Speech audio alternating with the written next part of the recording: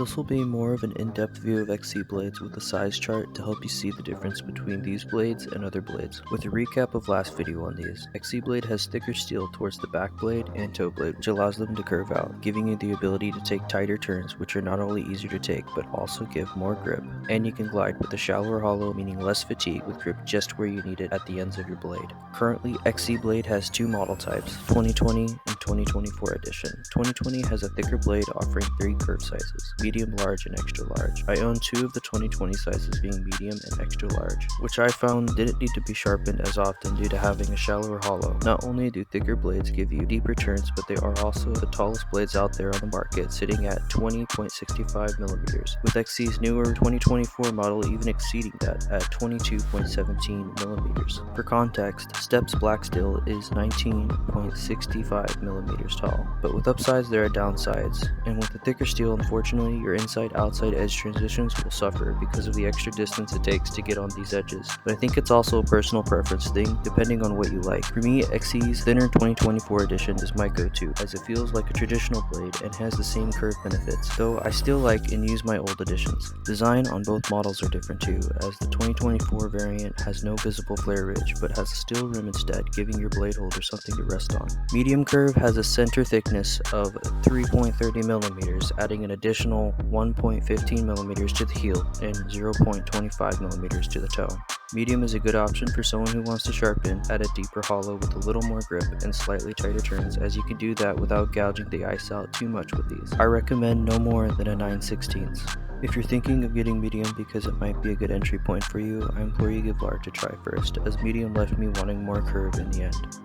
Large curve is the perfect middle ground, having just the right amount of curve for tighter, grippier turns without sacrificing too much on hollow, which I'd recommend no more than a 5/8. Unfortunately, I do not own the large 2020 edition, so I cannot give you a curve chart on them. Extra large has a center thickness of 3.35 millimeters, adding an additional 2.20 millimeters to the heel and 0.45 millimeters to the toe.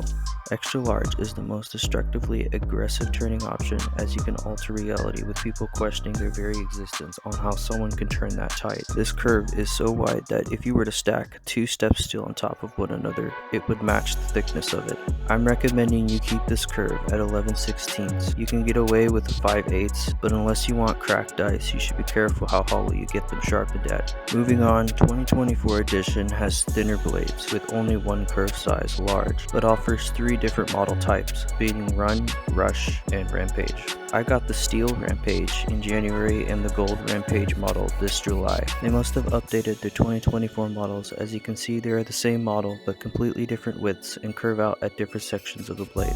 Testing the difference between them, I immediately noticed the newer Rampage was more responsive in edge transitions, being a 2.75 millimeter center, closer to Steps width, feeling it slightly curved like it's guiding me into a tight turn before I even reach the heel or toe, and when you get there, it gives you everything you need to turn immediately and aggressively. They can engrave your logo, text, and a player number of your choosing, while also having different color options. There's not a huge weight difference between the models, so to save money, just buy the standard 2024 Run model without the color options or added engravings. I definitely recommend the 2024 edition blades, as they feel more responsive, and large curve is a great balance between having too little and too large of a curve, though the 2020 edition is still a great option. Your price points for the 2020 edition is between $108 and $162, with the 2024 editions costing between $141 and $206. I've compiled a price list on how much other brands are charging for each individual blade, just in case you needed it, and if you're torn on what hockey blades to get, here's a video ranking the best blade brands to the worst.